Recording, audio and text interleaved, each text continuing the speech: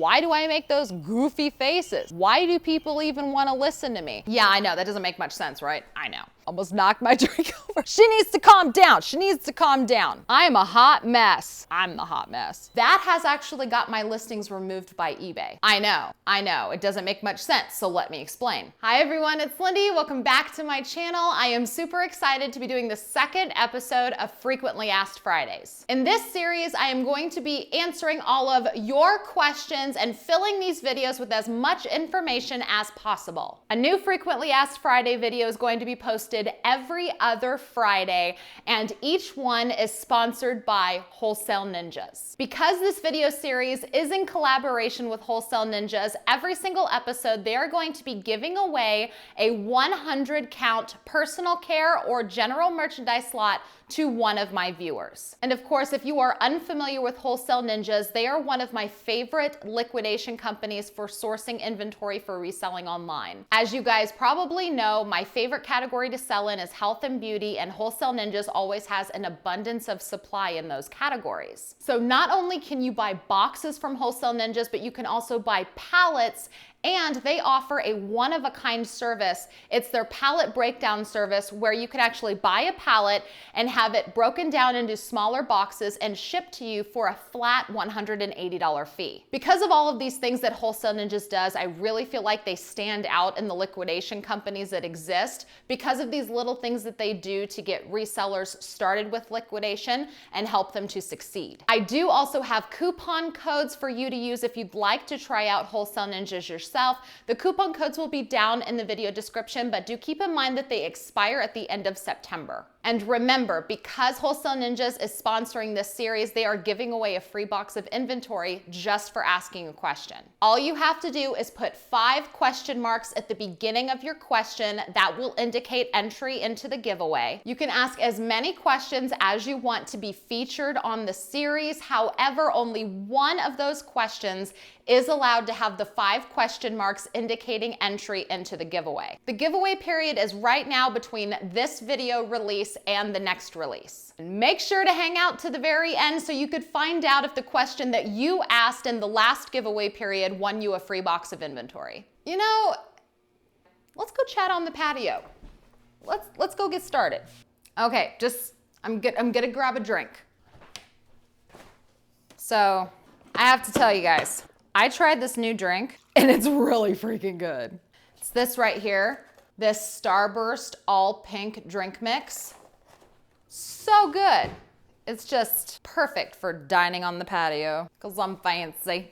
Linda Glass asks, how long do you keep an item listed if it continues not to sell? Thank you. Thank you, Linda, for your question. So I think that it really depends on the kind of merchandise you're selling and how long you're willing to wait. There are some sellers out there that play the long game forever. There are some sellers out there that will let their items sit for 5 or 6 years and they are perfectly content with that. But then there are a lot of sellers that are really into quick flip. Maybe they have a lot of capital tied up, so they rely on that cash flow. And so they need to turn inventory, right? They're not looking to have things sit on the shelf, and maybe they have a 90-day window and they're willing to say, okay, it can sit for 90 days. And then after that, I need to flip it, get my cash back, buy something else, versus someone who might be willing to sit around and wait for a couple of years. I do also think that it doesn't just depend on the seller selling the item that indicates whether or not you want to wait, but more so the kind of merchandise that you're selling.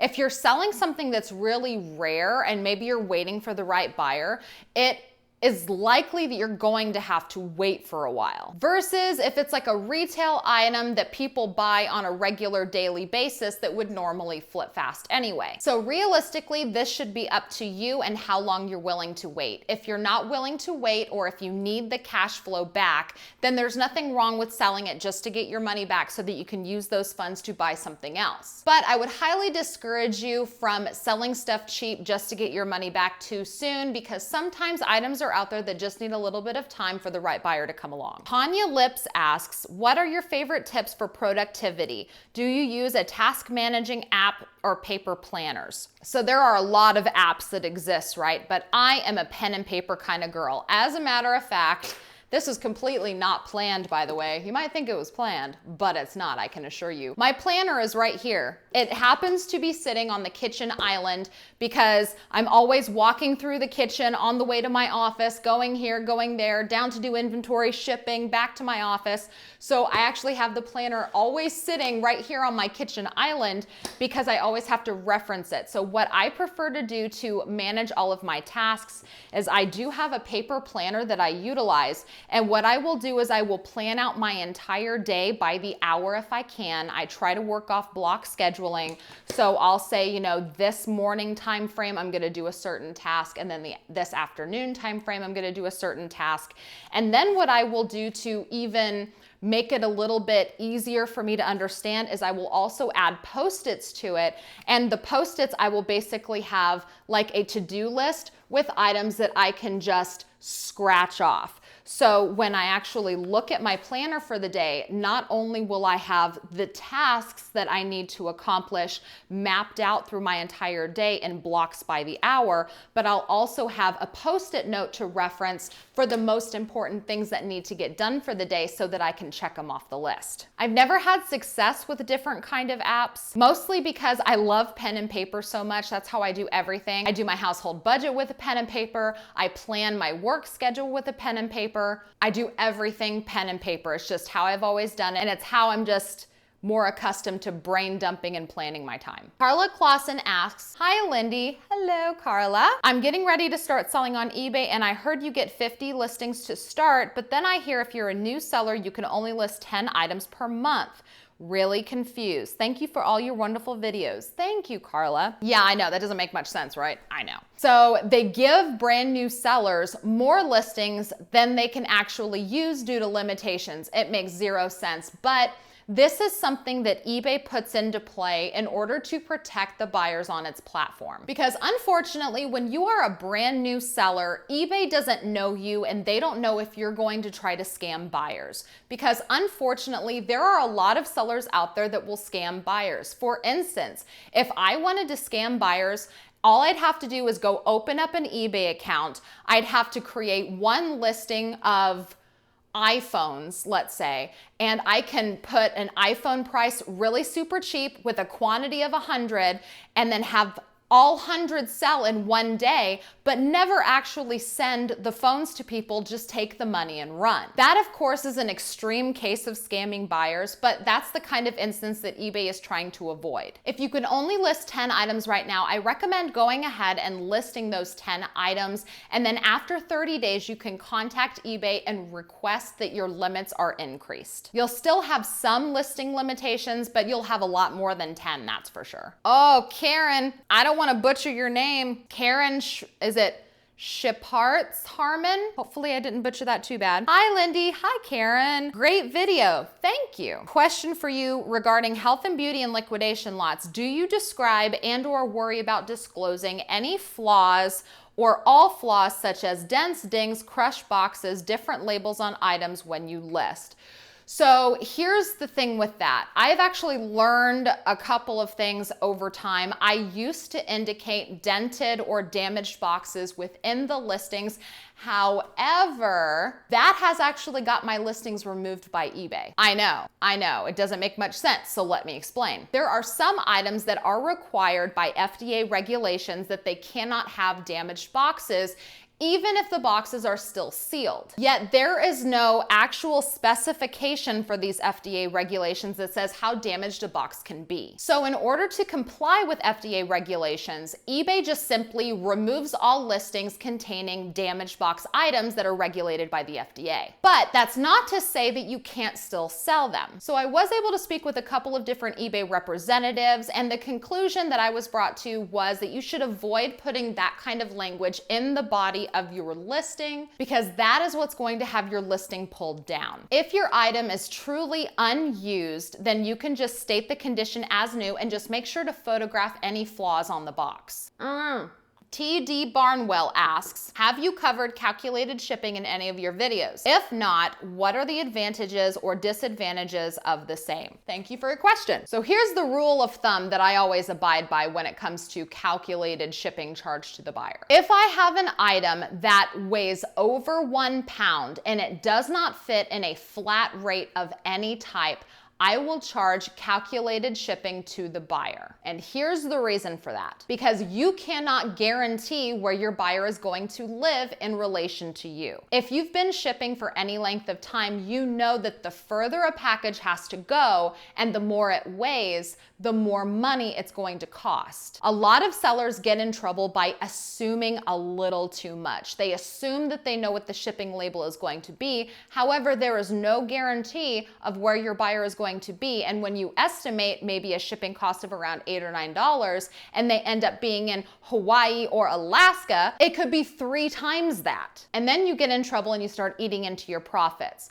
But when you do calculated shipping based on the buyer's location, that is going to ensure that the buyer pays for 100% of the shipping label and you don't eat into your profits for any miscalculations. You just have to make sure that you have the accurate weight depicted in your listing so that when the buyer buys it, they're paying enough money for the shipping label. All right, let's go ahead and go have a seat outside.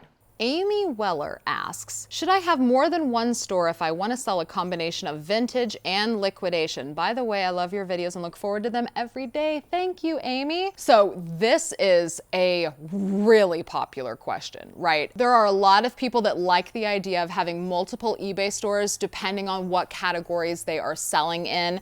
Now, I do think that having a second store is a very smart move if you are selling wildly different things. However, there are some things that you should consider if you want to juggle more than one eBay store. The first thing that you need to consider is how many items are you planning to list? Are you talking about just listing 5 here, 5 there? Or are we talking about listing 100 a week in each store? And then from there, the things that you have to consider are, is it going to be difficult to transition from store to store for listing, shipping, answering questions, this, that, and the other thing? Or is it going to be easy for you to maintain the activity of 2 separate stores? Another reason why you have to consider how many things you're going to be listing in these stores is you have to think about your credibility in eBay. You also have to think about your feedback score. So your feedback score is what is going to develop credibility within eBay. The faster you build that number up, the faster you're going to earn credibility. And the problem is if you spread all of your merchandise between too many stores,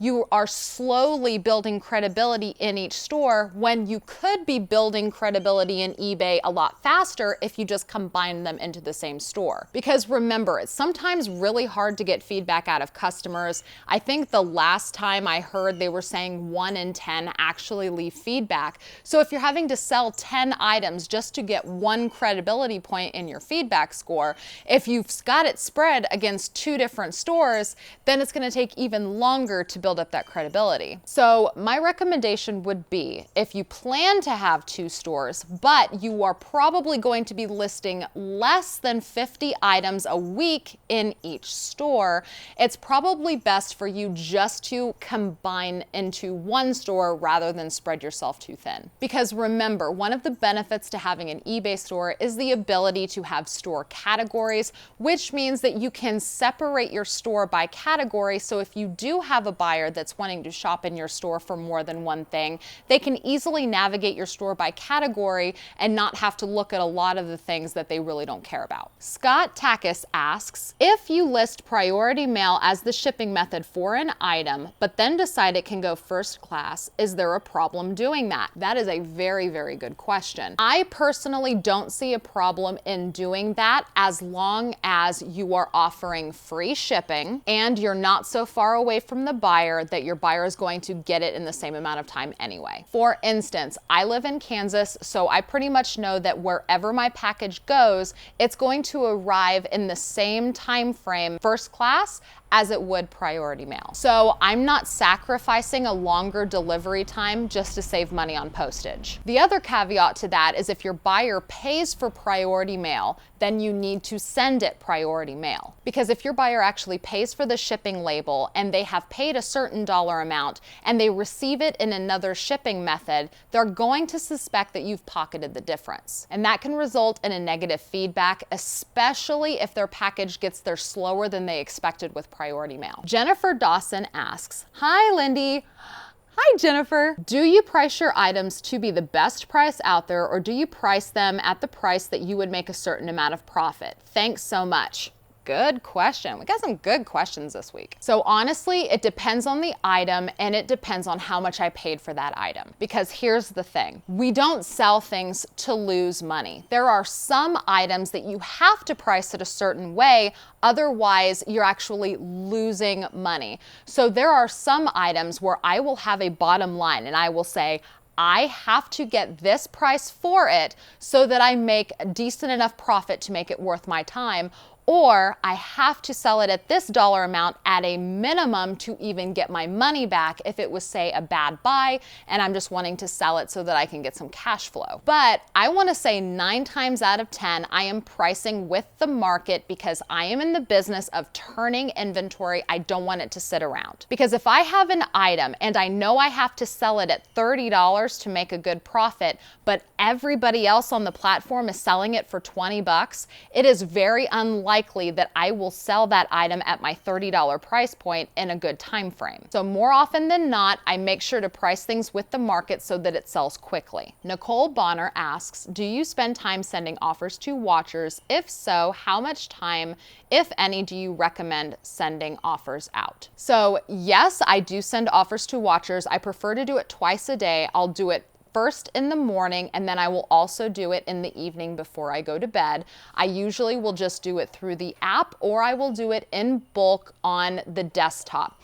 You can actually go a lot faster if you send out offers in bulk on the desktop. It can actually take you less than 60 seconds to send out dozens of offers if you do it in bulk versus doing it on your phone when you have to send out offers one at a time. But either way, I recommend sending out offers to watchers whenever it's available. For me, I usually do it in the morning and in the evening. Richard Kent asks, does it seem better to sell large lots of the same item or to sell items individually?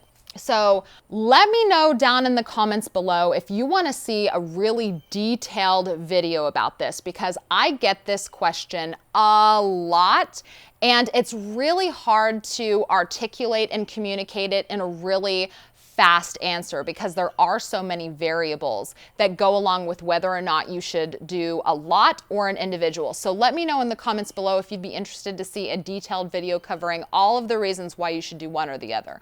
But overall, my answer to that would be it's going to depend on how much profit you could potentially have in a single transaction if you're selling lots versus the amount of profit that you would end up getting if you just sold singles. For instance, if there was something that you were selling as a single, but the price point was so low after fees, shipping, cost of goods, you were only making $1 profit, it might be worth it to instead sell a lot of 3 or 4 of them where you could more likely get a $5, $6, or a $7 profit because you're able to ship more products for less cost. So if you're not sure if you should sell a lot or a single, I would just do some basic math and find out where you can make the most profit in a single transaction. Primavera Bloodworth asks, after a crazy amount of question marks, she says, LOL, is that enough question marks? Yeah, you got my attention, girl. Alrighty then, here it goes. Bring it on. My question is YouTube and Instagram related. You seem so comfortable in front of the camera. I'm a hot mess. I doubt it. I'm the hot mess. And a little, okay, very afraid of being on camera. I have a resale closet and store at Resale Arella on Poshmark and a few things posted on eBay. I keep hearing that if I want to grow and build my business, I need to become more socially present on YouTube and Instagram. Do you have any suggestions on how or where I can get started with marketing my business and brand online? Thank you for always dropping knowledge bombs. You rock. Thank you so much. Honestly and truly, the only way to get good at it is to do it over and over again and to try to turn that fear off in your brain. And I know that that's a lot easier said than done, but if anything, try getting in front of a camera and recording yourself on a regular basis, even if you don't post anything. Just get used to having the lens in front of you and then watch the videos back and see how you feel about how you look. I promise you, in the very beginning, you're gonna think it's weird. You're gonna be like, why am I watching myself? Oh my gosh, do I really sound that way? Why am I so shrill? Why do I make those goofy faces? Why do people even wanna listen to me? I'm telling you, it's gonna feel really weird, but the more you sit behind a lens, the more you talk to a camera, the more you're recording yourself, watching yourself back, practicing doing little edits, it gets so much easier. So I had a little bit of a fear when I first started social media,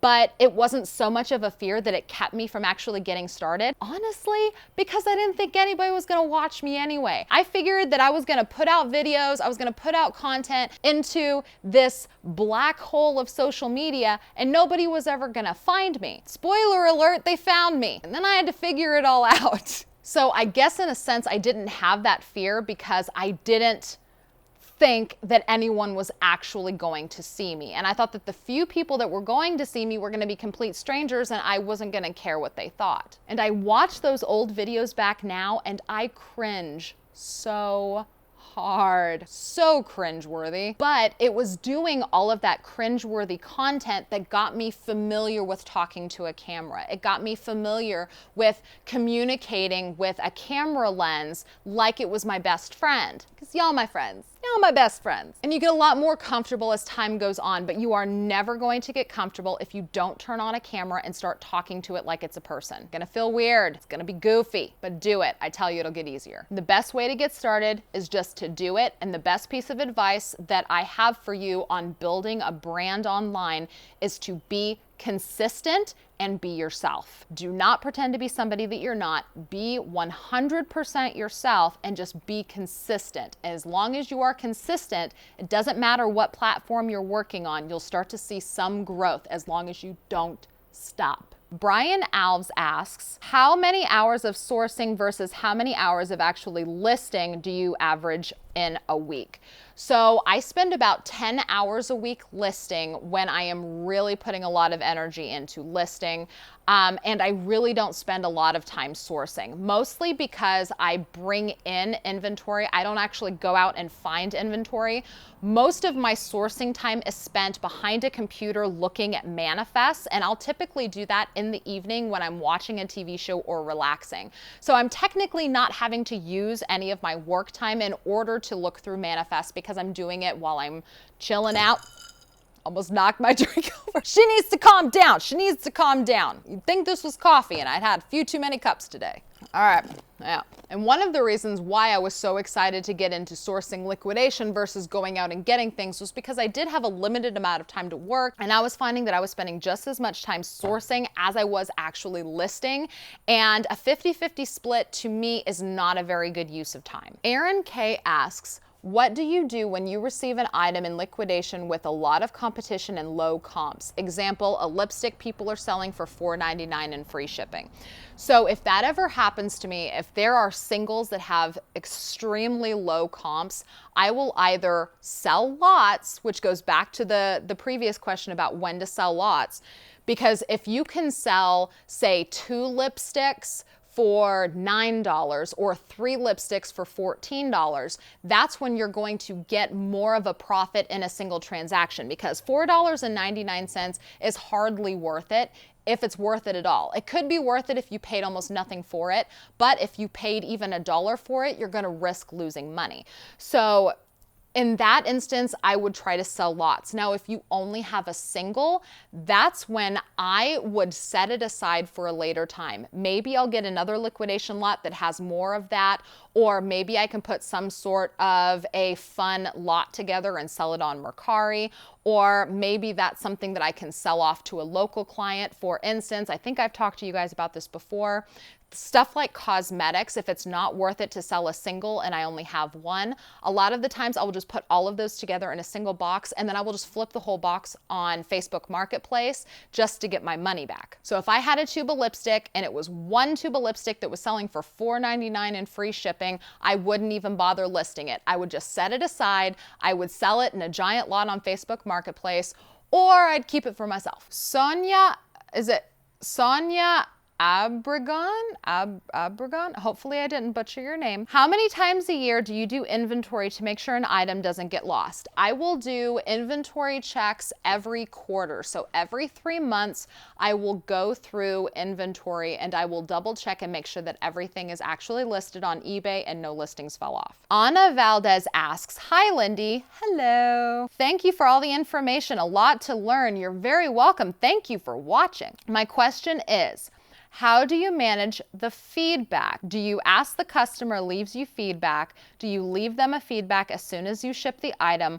Or just want to wait until the item's been delivered and then leave feedback? Thank you and blessings. Thank you very much, Anna. So when it comes to feedback, I don't like to reach out and contact buyers and ask them to leave feedback because sometimes no news is good news. Because if there was a problem and you reach out and you poke the bear and you start asking them to leave you feedback, that could cause them to actually leave a negative feedback or a neutral feedback that doesn't exactly make you feel good. So what I like to do is typically I will leave feedback for buyers the same day. However, if you're strategic about it, you can probably wait a couple of days to leave them feedback, because then when you leave them feedback, it kind of reminds them, oh yeah, I had that item, I should go leave feedback too.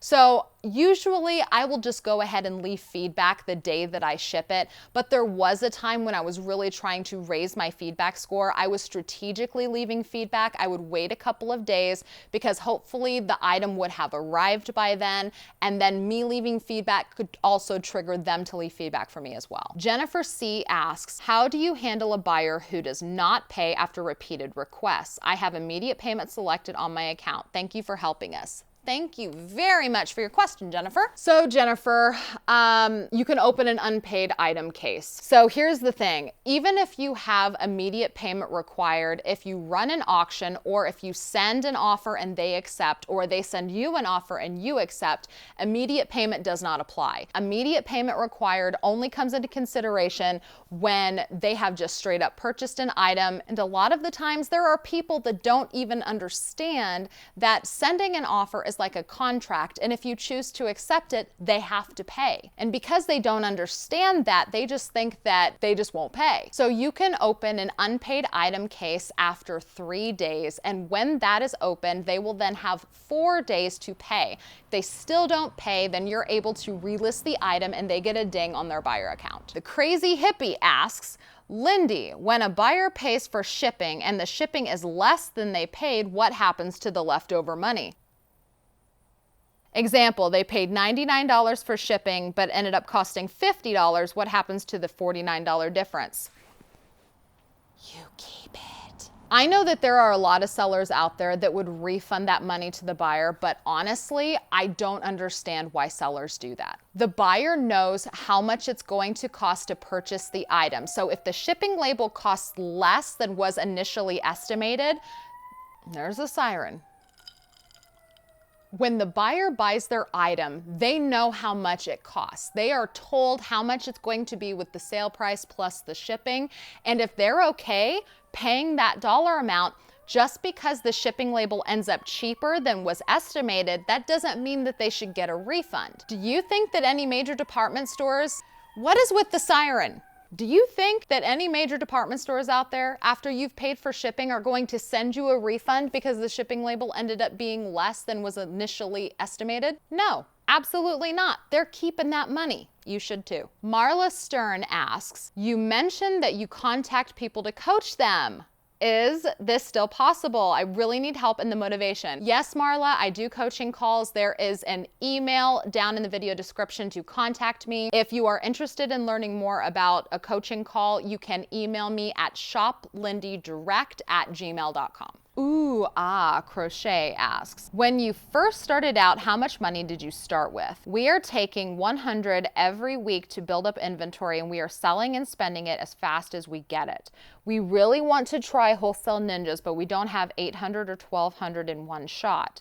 Maybe during tax season. I love that your son is in your videos. Thank you so much. It gives me hope with 4 kids that I can do this and still manage the kids and home too. Thank you so much for your videos. From one mama to another, I appreciate you. Thank you so, so much. So when I first started, I literally started with $20. I did an entire video where I talked about how I started with $20 and what I would do differently if I were starting over today with that same $20. I will link that video up here in case you missed it. But I literally started with $20 14 years ago. But when I got started again back about 4.5 years ago now, I think it was, I started with about $500 of capital. So the big thing is you have to just keep turning that money and you cannot spend the profits. I know it's very, very, very difficult, but there is no way that you can actually grow your capital to start investing in more inventory if you're constantly pulling profits out. That's one of the biggest mistakes that I see sellers make. I do understand that sometimes you have to. The reason why a lot of us become sellers is because we need an extra form of income. And that's why we're doing it. So of course we have to spend the profits, but my suggestion would be to spend as little of the profits as possible, if any. If you can keep from spending any of it, that's best, because the more you start to snowball that capital, the faster it's going to grow. If you start with $100 and you end up selling $150 worth, now you have $150, and then you end up spending $150, and then you get $300 back, and then $300 into $500, $500 into $1,000. You see what I'm saying? You just keep snowballing it. But every time you pull money out, it's like you're starting over from scratch again. It's the whole take 2 steps forward, 1 step back thing. It makes it really hard to grow a sizable amount of capital so that you can build in your business. So my suggestion is just to make sure that you're not spending any of those profits that you absolutely don't need to. That way you can continue to grow your capital. Okay, everybody, are you ready for the winning question that was pulled from this last giveaway period? Drum roll, please. The winner by random comment selection is Renee Alanis. Congratulations, Renee. I have replied to your comment. You just need to contact me in order to get your free box of inventory. Renee Alanis asks, "Hi, Lindey." Hello, Renee. Congratulations. Love your channel. Thank you so much. Thanks for all the education. Thank you for watching. My question is, how do you deal with negative eBayers and dealing with negative feedback? I know you can't make everyone happy all of the time, but lately it seems to be worse. I agree. I have been selling for over 10 years, and this year has been the worst for negative people. So, Renee, yes, I completely agree. It seems like people are starting to become more and more difficult to deal with, but you are on the right track with understanding that it is impossible to please everybody. There are some people you could give them free product, give them a full refund, and they'll still find a reason to leave you negative feedback. Just know that if you know for sure that you tried everything to make that buyer happy, if you appeased them in your messages, if you've offered solutions and they're still not happy and they choose to leave you a negative feedback, you can contact eBay to see if you can have that negative feedback removed. Another precaution that you can do to almost always ensure every single negative feedback will be removed from your eBay account is if you offer free returns to your buyers. Now, free returns is not something that every seller wants to do, but from my own personal experience, having free returns switched on has helped me have a lot of negative feedbacks removed that might have otherwise stayed on my account. So if you do have a negative feedback that you disagree with, you can go to ebay.com/sellerhelp and you can request that feedback be reviewed and removed. But do keep in mind that I have never personally successfully had a negative feedback removed from the automated system. Usually the first step that I do is I request the feedback to be removed, and then I usually receive word that it was denied, and that is when I then reach out to eBay to have an actual eBay representative look at the sequence of messages between myself and the buyer, and then that eBay representative can make the determination to have that negative feedback removed. The automated system is more about scanning for words. It doesn't really go into all of the details, and there's not a human person making that decision in those cases. So just know that you do have the ability to reach out to eBay to have it removed. You're not just stuck with a negative feedback, especially if you've done something to try to satisfy your buyer. And know that you are not alone. I've dealt with some real peaches myself since the pandemic started. And every time I do have a difficult buyer, I also try to remind myself that I don't know what's going on in their life, and they might be dealing with some real struggles, and they might just be taking out their anger on me. That doesn't make it right, but I do try to be understanding, because we are all human and we are all going through tough times right now. Right, you guys, that's all for today's episode of Frequently Asked Fridays. Remember, if you want to be able to win a free box of inventory just like Renee did this week, make sure to post all of your questions down in the comments below. Make sure to start your question with 5 question marks to indicate entry into the giveaway. The next winner will be announced in the next Frequently Asked Fridays episode, which is going to be posted on Friday, October the 2nd. So the entry to win in that episode starts now up until the Wednesday before that episode is released. Thank you guys again so much for watching, and thank you to Wholesale Ninjas for sponsoring this video series and being kind enough to give away a free box of inventory every single episode. If you want to use one of those coupon codes for Wholesale Ninjas, the links are down in the video description, but remember, the codes do expire at the end of September. Please do remember to give this video a thumbs up if you like content like this, and remember to subscribe and ring the notification bell. That way you'll be notified whenever I post a new video. And don't forget, every other Friday is a new episode of Frequently Asked Fridays. Thank you again so much for watching, and I will see you guys with my next video. Bye-bye.